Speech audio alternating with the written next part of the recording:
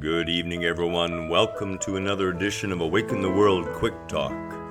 Tonight, we separate ourselves.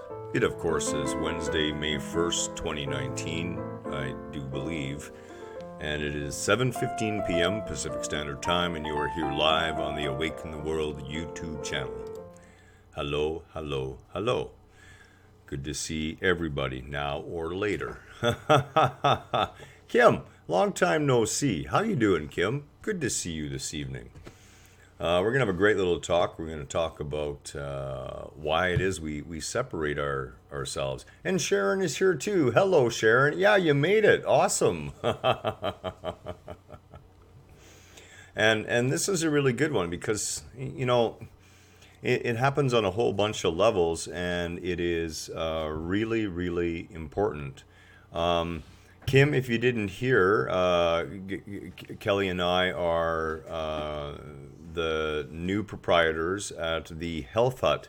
It's a nutrition and naturopathic health food store, and we're going to be expanding that. It's going to be a lot of fun and a lot of work.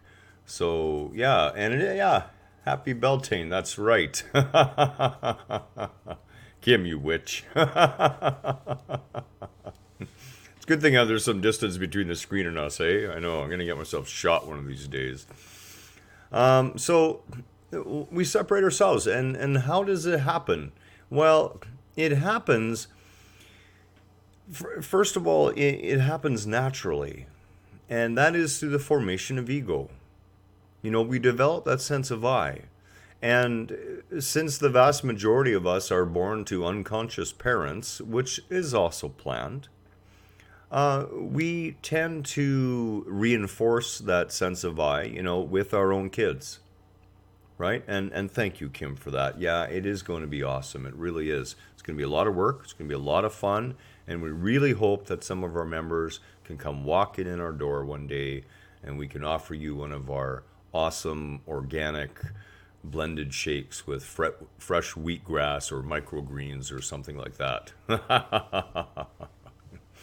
So, back to the separation. So, first of all, we develop that sense of I.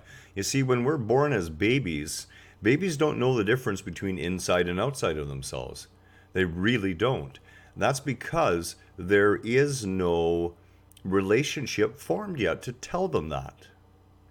And this naturally happens. But instead of nurturing that sense of I with an understanding of it being an extension of the source or that one, it is repeatedly programmed over and over again that it is a separate being. That it is separate. And of course, once that voice starts in earnest within the mind and it's noticed, we notice that there's no one else in there apparently listening to ourselves. And we don't really understand that we're hearing ourselves talking, and that hearing is happening from beyond our hearing. It really is. That observation, we can sense that. But we're not quite there yet. We're still stuck in that separation mode at this point, okay? So, of course, at the next level, we go on to education, which separates us even more. We have labels for everything. And a lot of those labels create separation. Black, white, European, Canadian, Russian, Chinese, it doesn't matter. They're labels.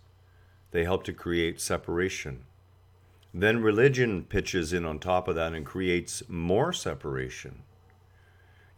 The idea that we are all God's children gets lost quite quickly in the separation between the sinners and the non-sinners, or the Muslims, which are going to burn in hell according to the Christians, or the Buddhists. Again, more form of separation. When we let go of all the ideas, of course, and all of these labels, we are offered the opportunity to come closer to the oneness. But right before we get to that, we have to cover the biggest source of separation. And that is what we do to ourselves. And what happens is this: we are programmed environmentally, we are programmed since the minute we are born. And whatever that environment has produced as a dysfunctional ego, and every one of us has carried at one point, if you have not moved past that yet, a dysfunctional ego. That view, that perception of its separation creates and builds upon itself more thoughts of separation, thoughts of aloneness, thoughts of not good enough, not worthy, of needing someone else to make one feel whole, all begin to build and build, layer upon layer of separation. And all of that separation is false. None of it is actually real. You can never be alone in truth.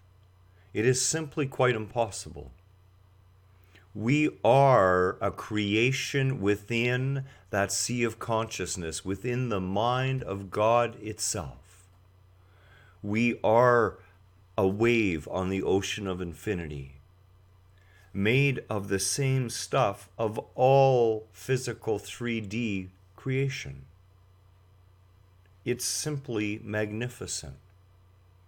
And underneath those layers, underneath those blankets and walls we try to build between ourselves and others, between ourselves and a divine figure which may or may not judge us,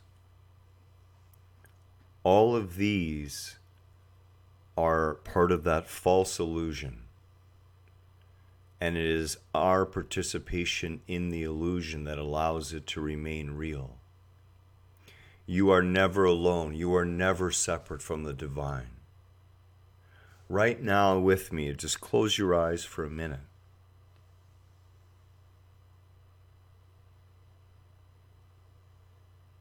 Just take one deep, conscious breath in and exhale.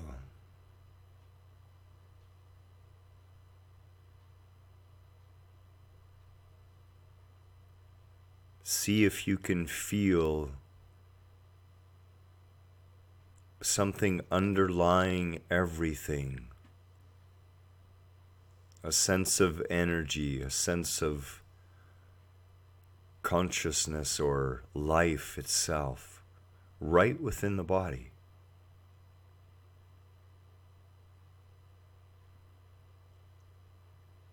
Perhaps you feel it as a slight tingling that underlies everything throughout the entirety of the body's energy field.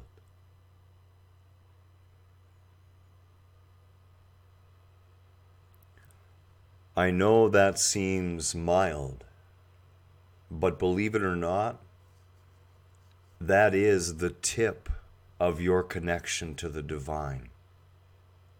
It is the telephone wire between you and your Creator.